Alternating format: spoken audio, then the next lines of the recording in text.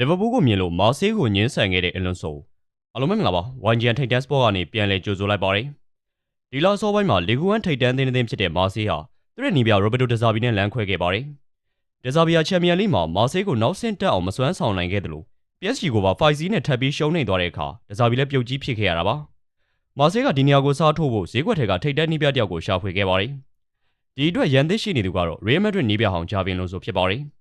အလုံးစုံဒီနေ့စာပိုင်းမှာတော့စပိန်စူပါကပ်ဖိုင်နယ်မှာဘာစီလိုနာကိုရှုံးနေပြီးတဲ့နောက်ရီယယ်ကနေထွက်ခွာခဲ့ပါတယ်ဒီကနေ့ကအသေးလက်မဲ့ဖြစ်နေတဲ့အလွန်ဆိုဟာမာဆေးအတွက်တော့အသင်းတော်ဆုံးနီးပြအစားထိုးဖြစ်ခဲ့ပါတယ်ဒါပေမဲ့အလွန်ဆိုကမာဆေးရဲ့တရားဝင်ကမ်းလှမ်းမှုကိုညှင်းဆန်ခဲ့ကြောင်းသိရပါတယ် RMC သတင်းဌာနရဲ့သတင်းတင်ဆက်မှုအရအလွန်ဆိုကမာဆေးရဲ့ဘိုးဖွဲ့တွင်ပြိပက္ခတွေနဲ့မတည်ငြိမ်မှုတွေကြောင့်ဒီအခွင့်အရေးကိုညှင်းဆန်ခဲ့တာဖြစ်ကြောင်းဖော်ပြလာပါတယ်တခါတည်းဘူးပြင်မိုးနားလေတဲ့အလွန်ဆိုကရီယယ်တုန်းကလိုအခြေအနေမျိုးထပ်ပြီးမဖြစ်ချင်တော့ပါဘူးအလွန်ဆိုက project ခိုင်မာပြီးတော့အနာဂတ်တွေအမတ်ခံချက်ရှိတဲ့တင်းကိုပဲကင်တွယ်ခြင်းနေပါတယ်အလွန်ဆိုဟာရေသွေးပြေးသွားတဲ့လူငယ်နီးပြတစ်ယောက်ဖြစ်ကြောင်းလီဗာပူးစင်မှာသက်သေပြထားပြီးသားပါဒါကြောင့်အလွန်ဆိုကိုခိုချင်တဲ့တင်းတွေပတ်လည်ဝိုင်းနေပါတယ်ဒါပေမဲ့အလွန်ဆိုရဲ့နောက်ထပ်ရည်မှန်းချက်ကအသေးအောင်လီဗာပူးဖြစ်တယ်လို့သတင်းတွေထွက်ပေါ်နေပါတယ်